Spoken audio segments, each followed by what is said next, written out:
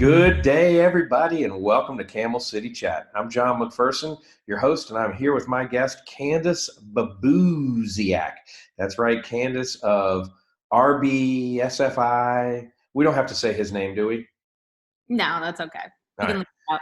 Yeah, let's forget about him. So no, my guest is actually Candice Babusiak, and of course, her and her husband have the State Farm agency, who has been a longtime sponsor of real estate radio, so much that I can say 760-9994, located conveniently on the corner of Peacehaven and Country Club Road in Winston-Salem on Martin View Drive. Yeah, so I mean, I say it so much all the time. So how you been? I've been good. How you been? I can't complain too much. I'm, of course, in the closet right now because no one is listening to me on hearing that please don't come out. So I think I've got a little bit of a reverb going in here. So I apologize ahead of time to all of our YouTube followers. And if you're listening to us on Spotify and also on iTunes, I'll do my best so that we try not to make too much of the echo. But Everyone can relate to being stuck in their homes right now, hiding from their families. So I think you're good. You've got some grace. So I'm in my Rick Babusiak chair, and you're wearing a Louisville T-shirt because you're throwing the colors there for me. So I do appreciate that. Yep. Yeah. So you've seen the chat. Mm-hmm. You know what I'm going to ask. We're going to go ahead and start off with the first question, and that is, where are you from, and how long you been in Winston? Yeah. So my husband Rick and I moved here about 10 years ago. We are from the Bradenton, Sarasota area of Florida originally. Before we came here, we were in Tallahassee, where we both went to Florida State University. So go Noles. Got to give a shout out there. But yeah, we moved here to open our own State Farm agency. So been here about 10 years, and there was no going back. We love it. I think that as people get to know you, there are some really, really good stories that I don't think we're going to share today Yeah. that involve plane tickets and just, I mean, you guys are just a great couple. And you got two kids, Violet and Ethan, and they're in bed right now. So that's kind of cool. We'll see how long that lasts. Yeah. Yeah. And is your bartender there? Because, we need to tell Rick to bring you a drink. Yep. Yep, and then you can bring me one too, Rick, if you want to. And Margaritas, please. yeah, margaritas. So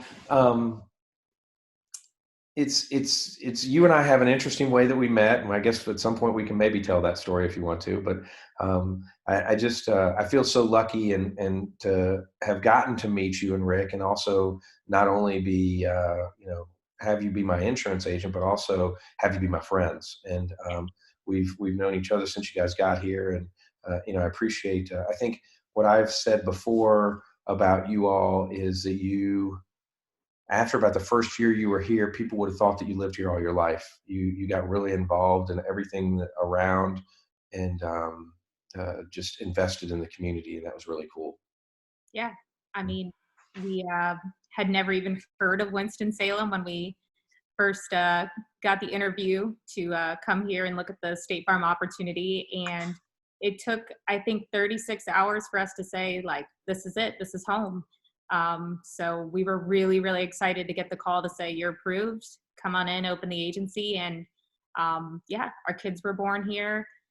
You've helped us buy 3 houses now, I'm pretty sure. So now we're in our forever home. So thank you for that, out in Louisville, which is why I had to represent with the fellow Louisvillian. But yeah, I mean, this is home. We love it. We couldn't have been happier with our decision. Well, and it's just been, I think it's been great for your family. Yeah. So what's your favorite place to eat? And you can't say Chick-fil-A because I know that's where the kids want to go all the time. But, when you and Rick get a chance to go out, what is your favorite place to eat? Yeah, I have to say, so you and Rick, my husband, take the girls. So my daughter Violet and Laura are friends. They're both about 2 months apart in age, so they meet for dinner dates, daddy-daughter dinner dates at Chick-fil-A. It's really cute. But if I get to choose, my absolute favorite is Mission Pizza. Okay. But I have a lot. I mean, I'm a big foodie.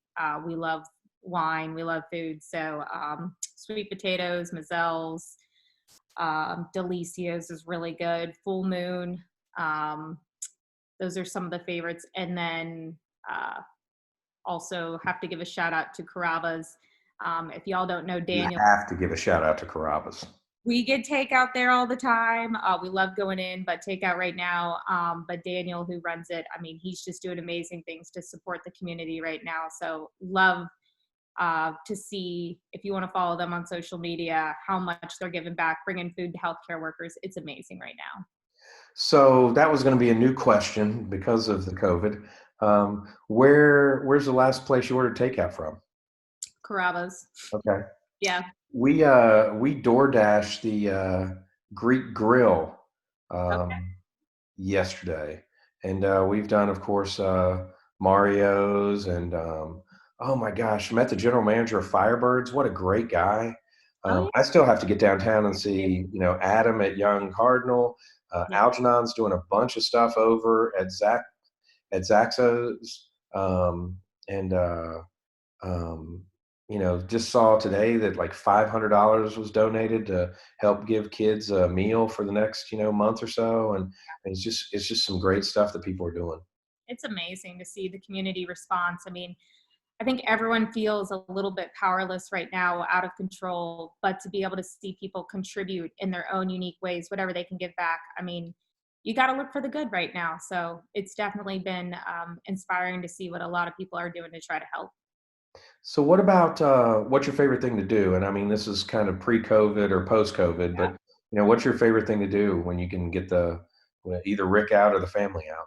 Yeah, if anybody ever watches this like years from now, we're in a unique situation, right? We've been stuck Yeah. in our homes. I mean, I've been here over 3 weeks now, so this is weird. You had a cold or something when this first started, didn't you?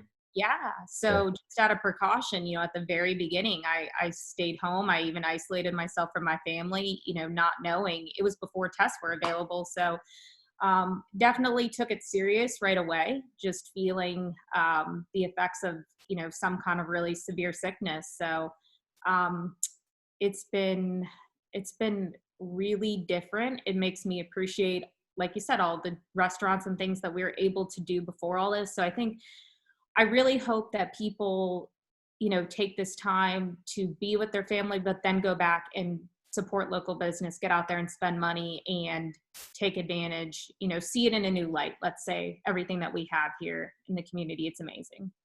Yeah, we went to Mi Pueblo and did pickup, and my thing is I forget who suggested this early on, but was give really good tips, Yeah. and so it was like a $55 bill, and I gave a $20 tip or something. I mean, I'm not bragging or anything. I'm just saying that's what I had done, and the manager like took my bill, looked down at it, and went, "Hold on a second, hold on a second." I'm like, "What?" He goes, "Hold on, you need some more food." And so he ran in and like brought me another chips and salsa and was just like, "Thank you so much." And it's just like, I didn't do anything. I mean, just it's where it's going to really be the interesting part. And this is what we've really started to talk about as I've talked with friends over the last couple of days is, well, are you going to go back to Disney this year? Are we going to watch a football game with fans in the stand? Are we going to, is college football season going to happen?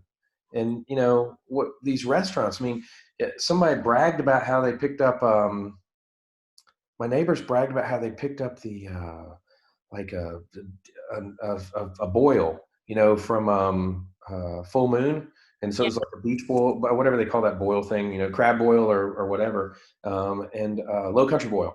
And I was like wanting to go get one, and I went over there, and they'd closed, and they're Yeah. not, and so who's coming back, who's not coming back, and they had just, of course, closed for this, hopefully, but we're gonna lose some businesses. That's the scary part. I mean, really, we employ 6 people, and thinking about how many friends we have that, run small businesses. And I mean, we're worried. We're definitely worried about some of our friends and their ability to reopen their businesses. I mean, Terry over at Twin City Hive, I mean, they're absolutely amazing seeing, him worried about, are they going to open the doors again? I mean, I hope so. And we're all trying to support in any way we can. But I mean, this is scary. That's the reality of the situation.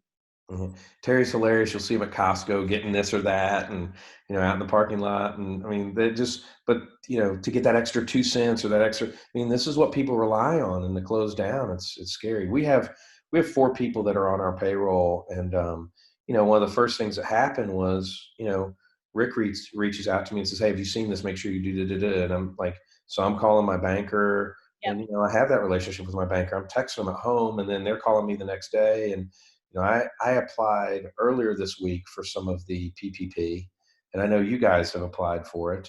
Yeah. Um, I mean, I and think people are seeing like, okay, here's the benefit of having a relationship with a local banker. right. Uh, and that kind of goes back to what we do, being able to still be there, the real person through this, even though we're working from home. Relationships are more important to people than they've ever been. Well, and what's crazy for you guys is someone has to be in the office every day. Now they're not opening the door, but I mean, someone has to be there because of the secure line, correct? We don't have to have somebody there. We do have somebody there to go check the mail and apply payments and take care of business. But I think we're learning that a lot of businesses can operate remotely. Right. Um, so although this has been an unexpected adjustment to business, I think it does kind of put things in a different perspective. How do we adapt and evolve and grow in the new world? And what kind of impact is this going to have on all of our businesses? It's definitely an area for opportunity in some ways. Mhm. Well, I think that, you know, I called Rick about something. He says, I don't have the same phone line capabilities here as I do at the office and things like that. So, call in so you can handle this or that. And so it just seems like I know that with proprietary things like a State Farm or stuff like that, you guys have a lot of secure stuff because that's a lot of data that no one needs to see. And so I know I'm that's going been to say something to they're struggle with. they're probably the most secure company. I mean, the amount of red tape we have to go to just to get on our laptops is incredible, but I guess it's worth it. So, Yeah, it is. So, so I've asked you the big three questions now. Now let's talk about some other things. First of all, um, I appreciate that you actually, look, you know, like you would normally look and didn't go with the COVID yeah, beard or anything like that, right? Your husband, of course, we will say looks is about the same as me, except he doesn't have the grays yet. yeah. But how's that been? I mean, I told you though, this is the first time I put on makeup in 3 weeks, so I got ready just for you. But yeah, I mean, it's been fine. I'm grateful. We're in a situation where financially, we're okay. We're not struggling like a lot of people are right now. We're able to work from home. We're able to keep all of our employees employed. So I'm doing okay. I'm choosing to look at this as an opportunity to spend more time with my family, and to do some things with them that I think we just kind of push off because we're so busy. So right. I know it's hard because we don't know how long that's going to last, but trying to be as present as possible, and not focused on what we can't control. So. Yeah, I think that's probably going to be one of my first questions to you was going to be that how as a businesswoman, because you manage the whole entire office, correct? So So Julie, sales, office manager. right? So But you're overall sales, I'm one of the owners and I'm in charge of marketing. So I do a lot in terms of community outreach, and I run our Quotes for Good program. So definitely a personal interest of mine is how do we give back to the community as business owners. Our community has helped to make us successful. They've given us so much. So how do we in turn go back and be of value to them? So, as I get older and hopefully wiser, just looking for additional ways to be of contribution. you're being kind. You manage everyone in that office. Now, someone may have an office manager title, and Julia does a great job, but you keep Rick in line and you keep that whole office going and things like that. And so we can argue about that, but you do a really good job. We're a team for Right. sure. I mean, where I'm strong, or where I'm weak, others are strong. So, Right. and you know what? I've been encouraged, and those beliefs have been reinforced by all this happening. That people on my team have really stepped up, and they're doing great working from home. So it's nice to be able to have people that you can trust and rely on. It is quite interesting because, as we talked about early on, I have known you since the beginning, and I've seen the transition of your team, some good, some bad.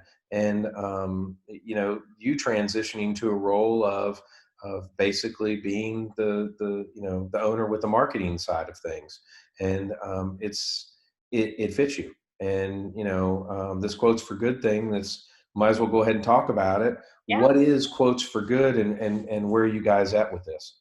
Yeah. So Quotes for Good, that's kind of my baby, my passion project. It's been something that we started a little over a year ago. So basically, for every month, we highlight a particular nonprofit on our social media. So this month, we're doing the Crossnor School and Children's Home, which is an amazing organization. I could go on and on about. I mean, so many. Last month was Senior Services, but in that particular month, for anyone who calls for a quote, we donate $20 per quote to that nonprofit. So Mhm. no obligation for anybody to buy anything, but we want to encourage marketing in a way that we can reallocate some of those dollars from, let's say, an ad in a newspaper to giving back to local nonprofits and keeping that money in the community. So that's the whole idea of the program. But last year we were able to donate $4,600 in its first year, and this year we're set to probably double that. So it's really So what, encouraging. I mean, one of the ones that we first started on was the Southwest Food Yeah, Pantry over at Southwest Elementary. yep, And I mean, you guys they invited you to a fair, I think, and yep, then that worked out real well for you. I know Humane Society has been a good one for you yep. as well too. Humane Society, the SECU Family House, Cancer Services, Financial Pathways, the Piedmont. I mean, we've worked with so many different nonprofits, and it's been a learning experience for me. And I'll go and I'll tour the facilities and I'll talk to them to learn. And I really want to understand not only what these organizations are doing, but how can somebody outside in business come in and be of value. So is it connecting you to a different resource or a different relationship? And that's just still kind of something that I'm learning and getting better at. But I mean, I've got big ideas and big plans for the future of how I really want to be able to help the community even more. Mm. So I'm going to say something that's not, you're not allowed to give me the look, okay? Because I want you to expound on it. So I'm putting the ball on the tee for you. Okay. Okay. You just sell insurance. I mean, why is insurance so hard? Yeah. Right. Yeah. Um, I mean, I will say definitely, I'm confirmed in this. Insurance is not sexy. It's not exciting. Nobody prioritizes it until, they have to talk about it. So um, we recognize that, this is one of those things that a lot of people put off. But I think as soon as they talk to us and they realize our intention really is to help them move closer to financial security, we say, become bulletproof by Babusiak. Yeah. I was waiting to see if that was coming up. Yeah. Bulletproof. So, I mean, whether it's auto and home insurance, life insurance, health is a big one for people right now. A lot of people worried about their finances. What kind of impact is this going to have on my retirement? I mean, there's a big scope to what we cover, and we're willing and capable to help in a lot of different ways. Um, every State Farm agency is different in terms of what they're going to talk about, what they're going to cover, but we really observe a holistic approach because we want to get to know people, meet them where they are in life, and help them progress to the next step. We might not meet instantly and completely fix the financial plan and puzzle, but we're going to keep making progressive moves forward. And doesn't now, I mean, there's also, and I know this has gone in and out, but there's also the fine print. So we're just going to basically, I can mention it, but you can't. I think that there's also some investing side of things that are options out there too that they really need to learn more about by contacting you all. Is that fair enough to say? Yeah, so There it is. I was briefed on what I'm not allowed to say because there's a whole lot of compliance there. But yeah, And I felt like that was in that compliance thing. You proud of me? yeah, yeah, Mhm. absolutely. So yeah, if people are concerned about their finances and the impact that this is going to have, I mean, that's a major focus for Rick and a couple others in our agency to help with those plans. How about this? You guys helped me out with my um,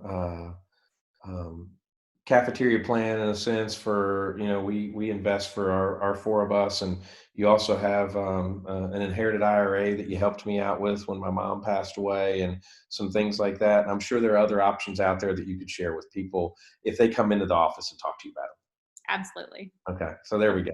Yep. But you don't sell razors. I like this. I'm thinking about keeping it. I But like it. Looks good. what I can tell you a couple stories about how I've interacted with y'all. I was talking to my mother-in-law right before I got married, and we were talking about something, and I looked down and then looked up, and I hit a car. And 3 years later, I get a phone call from you guys, and it's like, "Hey, that thing finally came off," and I'm like, "Oh, okay, cool. What's my bill going down?" "Oh, your bill's not going down." I go, "What do you mean?" It's like, "Well, there's this great thing that you want to buy." And I'm like, "What is it?" And it's like, "Well, it's disability insurance because, John, you do something stupid." And so it was like only 30 or 40 bucks a month or something like that. But it was mortgage payment disability or something like that. So that was something you guys added on. And then the greatest thing of all is the hospital plan or whatever, so that if I fall down the stairs or, yeah, I mean, it's just that you guys have that, I know, in your kids. And so tell us about that plan. Yeah. I mean, I don't want to go too much into, product. That gets a little bit boring for people, but yeah, I mean, I love what I do. I don't find insurance boring. I could talk about it all day long. Right. Yeah, I do talk about it all day long, but yeah, I mean, it's just depending on what someone's worried about, that's what we're going to talk about. That's what we're going to cover. If something's not important to somebody, then, we're going to leave it alone because, um, there's different stages in life and we've got to continue to help people with where they're at. And I understand there's some new plans out there where you can convert some stuff, some life product to cover uh, some long-term care costs and stuff like that. And I mean, guys, if you have a need out there, get in touch with you. Um, I mean, I don't even know how many products we have. Hundreds. I mean, if not thousands. I mean, it's so complex, and there's not a one size fits all approach. So yeah, I would just say if somebody has questions, happy to be a resource if I can. 760-9994. How's that? You know it. So, all right. So, what is so great about State Farm? Because I mean, you could be an insurance agent with anybody. hmm I get that question a lot, um, and I think the answer is trust. I trust that they're going to say what, I make promises when I help people set up insurance. And if I didn't believe that they were actually going to deliver on those promises, then I couldn't, recommend those things to people. So I think knowing that when stuff goes wrong, that they're not only willing to do what's right, but they're financially capable, financially strong to take care of people. That's really important to me. I'm not going to put my name on something that I don't believe in. So breaking news for you too, because I know you love breaking news. But Breaking news. yeah, so State Farm, by the time this comes out, it'll be public, but $2 billion in dividend credits coming back to insured. So John, you can expect some money back pretty soon. That's awesome. So yeah, we're excited to see that response saying, people are not driving as much right now. They're staying home. So we owe people some money back. And I like to see that. That's cool. Yeah. I apologize. That is my 95-year-old dad calling me at all the time. Hey, And I don't know if you heard it. Yeah. I don't know if you heard it on the thing of my phone trying to ring, even though it was on silent because it was connected to my computer, but all the time. yep. Yeah. He loves you guys. That was another story I was going to tell. Actually, I got a letter from, is it Ed Rusk? Yep. Yeah.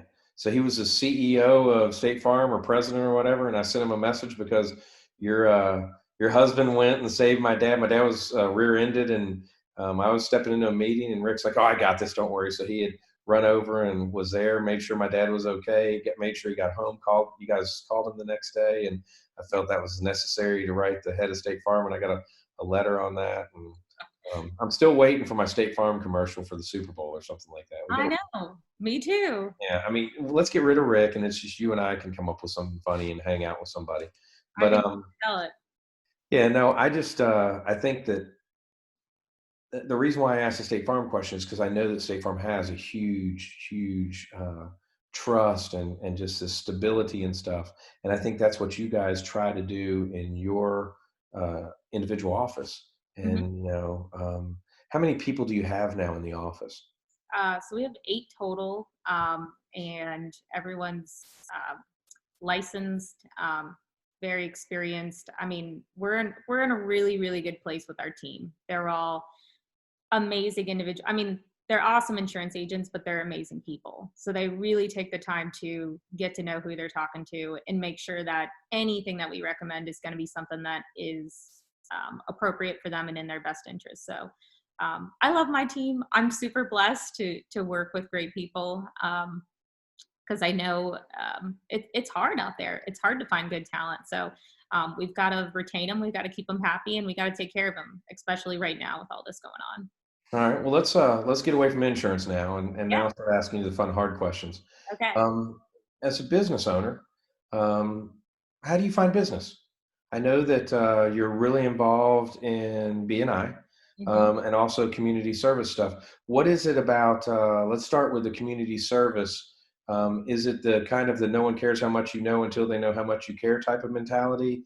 And that you really, I mean, I know you really enjoy doing the community service, but I mean, the benefit of getting business from it is also good too.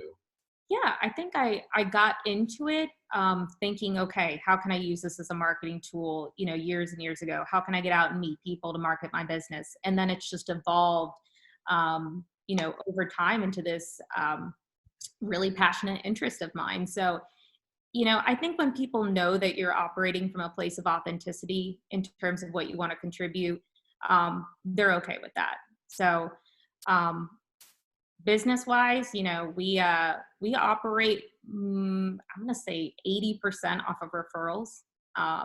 Try to do as much as we can, networking and referral marketing.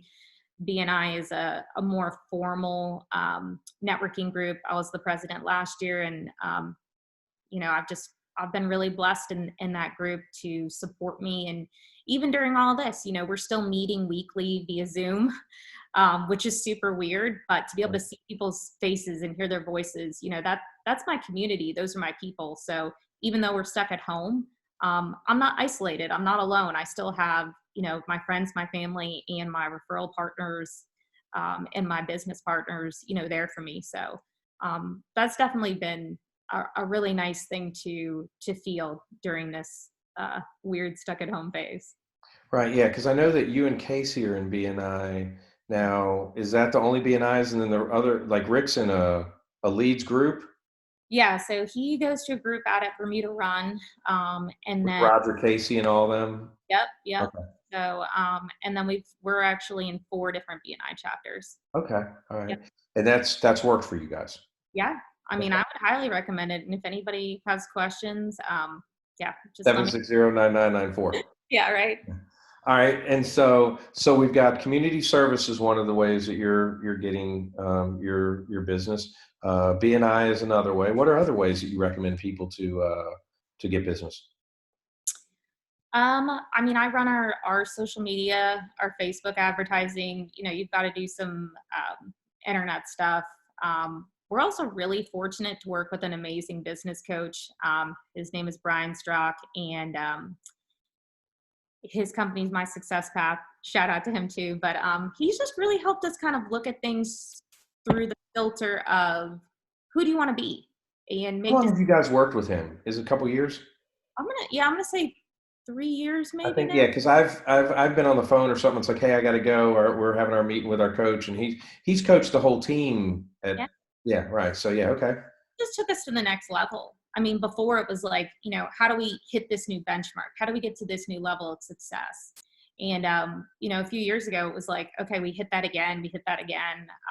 You know, some of those metrics start to get a little bit boring, and you start to think, okay, what's the bigger picture to all of this? Yeah, we can make more money. Yeah, we can, you know, do more than we did last year, but that's not really, you know, what motivates people. There's got to be more. So you know, he's helped us really look at those things and say, who do you want to be? And then craft your life around those things. So, right. yeah. Okay. So you recommend coaching and things like that. All right, let's talk about it's what been 10 years now that you've been in Winston. How Yep. much has Winston changed, do you think? I mean, I hear people talk about like the old Winston and how much it's changed. And I will say the very first weekend that we came here and visited, and this was back in 2009, um, we came in, had dinner at Village Tavern, which is also a great restaurant. Um, Old or new Village Tavern? what's the difference? Well, there's one that is at Renolda Village, and then there's one on Stratford Road. Okay, well, we were staying in the La Quinta, so we went to the one next door by the mall because Okay. this was back in the day, and Right. we had some discount La accommodations. Quinta. Watch out. It was dog friendly, so we had our I know. Chihuahua with us at the time. But yeah, then we went over to Sixth and Vine, and they had some live music going on, and we got some. Right. And we were like, yeah, like Winston is a hopping downtown, which is funny because when we moved here and we said that, people were like, what are you talking about? Like, downtown's not that exciting. Where were you? Yeah. So, I mean, yeah, I think that downtown Winston-Salem is absolutely phenomenal. We've had so much growth in the time that we've lived here. The shopping, the restaurants, the breweries, it's amazing. I think we're so fortunate to live in what feels like a tight-knit community, a small community, but we still have, almost every major amenity that a big city has. Yeah, I like a lot of people call us, the biggest small town in America or something like that. Yeah. Well, because living wise, you were on the, over near the Renolda side almost. Yep. And then you got to Peace Haven, and now you're out in Louisville. Which of the areas have you liked the best? We absolutely love living in Louisville, and I don't think it's necessarily like, the area of town as much. I just think like, you helped us find the perfect house, Right. In the perfect spot. So, we wanted a little bit more like privacy, and in the morning, we can hear the neighbors' chickens, and then we can hear the guy down the street shooting off his guns, and Rick says it's so peaceful out here listening to the chickens and the guns. But coming from Florida, this is the country. So Yeah, different kind of guns in Florida. Yeah, but where you came from was beautiful. I love Sarasota. yeah, I don't think I appreciated it as much, growing up as I should have. Like, I didn't realize not everybody grows up, right on the beach at Siesta Key with Point of Rock, Siesta Key. Come on. Yeah, so definitely grateful to go back and visit family there. Yeah, I always I love to see the Marine kissing, no, the Navy guy kissing the nurse there, that huge statue. You're in Sarasota. Yep. So, what do you want to see Winston-Salem do moving forward? I think we're on the brink of a lot. Really, obviously we're in this kind of weird stage right now where everything feels like it's on pause. So there's going to be some recovery after this, small business recovery, nonprofit recovery. We're all kind of waiting to see what the long-term impact's going to be, but I think we all still have to be looking at the future, at the opportunity. And the only way that we're going to see progression and growth and recovery is if people look at what they can contribute. So it's really easy to focus on what we can't do, but what can you do? And I think nothing's too small. So been just trying to encourage people to get outside your comfort zone and try something new. Before all this happened, I was supposed to start the Interfaith Alliance as a program with Big Brothers Big Sisters to start mentoring a kid through like an in-school program, and that's been put on hold. Till next year, probably. Yeah, and they're trying to look at, okay, can we do this over the computer? Can we do like a virtual mentor type thing? So, I'm all for that, but obviously that doesn't replace, human interaction, especially for kids. But yeah, the big picture, I see opportunity, and I think, we're gonna get there, but I do think there's gonna have to be some recovery first. I think the fears for me are nonprofits. Who's going to come out of this? Mm-hmm. And the other fear for me is what restaurants are going to make it out. Yeah. I think small business and nonprofits, and who the nonprofits serve is, my biggest worry, because these are organizations that are literally feeding people who otherwise wouldn't eat. These are organizations that are keeping people off the street. So, they're suffering. And if you were giving before, I would encourage you to keep giving. If you weren't giving and you can, just do anything to help. a friend of mine invited me to a group on Facebook where like every night we go in and, if you have a drink at home, you virtually tip the bartender. So it's like, okay, maybe you can't donate hundreds of dollars, but, send a few bucks to these people who can't go to work right now and make money. Everybody can do something. Well, I'm in the Brown Water Society, and we get together, and we've got this one waitress that is always helping us. And so the guy went, "Hey, we're not doing our meeting this month. Send $20 so we can give her a big tip, because for 2 years she's been the one that helped us out." Yeah. And so hopefully everybody does that. But you are right. I mean, just when it's someone's birthday and they're doing the Facebook thing, hey, could you support this? If you can get $5-10, it just makes it better. Yep. I mean, I think it's like, they used to ask me all the time, do you want to round up, when you go buy something, and you're thinking, I don't want to have to think about all these decisions, if I want to choose to support this or that. I'm like, okay, if every single time I go buy something, they're going to round up 50 cents, sure. Like that's not going to make a difference, to me personally. So I'm going to do it. So, yeah, I don't think it's about like, oh, you're doing more, this is better, that's better. It's like, just do something, whether it's like, make a handwritten card, take it to your neighbor. Our neighbors are so cool. We've had people drop off flowers. Somebody else brought around hand sanitizer that the local brewery was making. So it's just been really cool to see like the individual response of some people to step up in this situation. If you get a chance, Hallmark is doing something where you can go online and register, and they'll send you 3 cards so you can just send them to people. Yeah, I got them too. So they're already So gone. we did it at the old house and the new house. So Laura's got 6 cards now so that we can. I don't know if we can support that, John. That seems like cheating the system a little bit. Well, Catherine did it and I did it, and we didn't know. Okay. So now, so there's 6 cards out there that we're going to be sending out to people and stuff like that.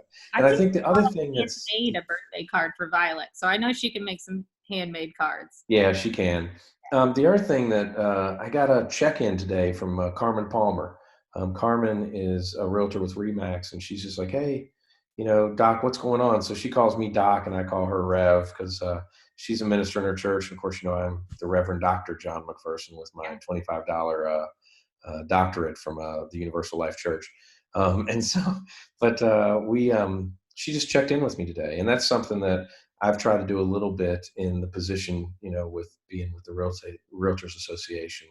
But what are things? I guess probably as we get towards the end of this, what are some things that you just recommend people do to kind of keep the sanity as you have? Because I mean, you got Rick, who's the biggest kid in the world, and then 2 more kids there. How are you keeping sane?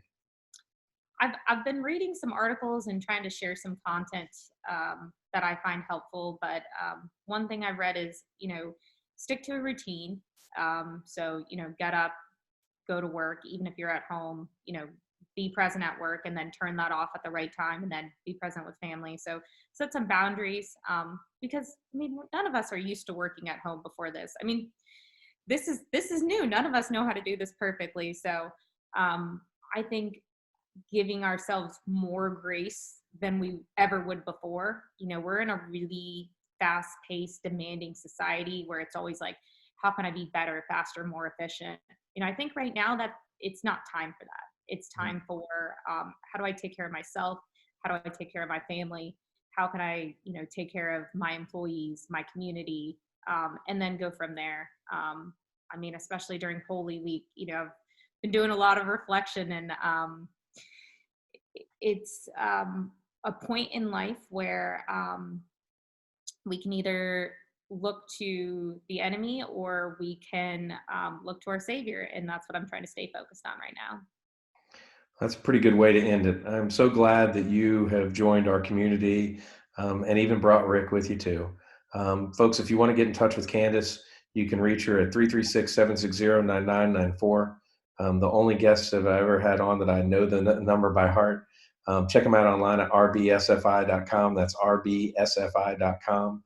And of course, with us, Camel City Chat, I sure would love it if you'd like, subscribe, watch it. We had blew out the hours. I think we had 1,400 hours last month of people watching. So I mean, it's just continuing to grow, and I appreciate everybody supporting the channel. I'm sorry this is a couple days late. We were supposed to be on Wednesday. Of course, we're on Friday this week, but I'm just honored that you would take the time tonight to be our guest here on Camel City Chat. You're a wonderful lady, and I'm so happy that you're my friend too. Well, I'm very thankful for your friendship, and I mean, you are your whole family. I feel like you guys are like a part of our family now. So thank you so much for asking me to be here.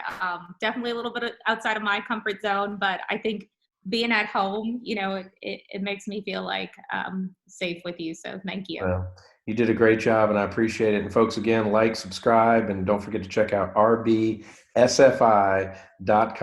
or 760-9994. We're going to be back next week with more Camel City Chat. We appreciate you.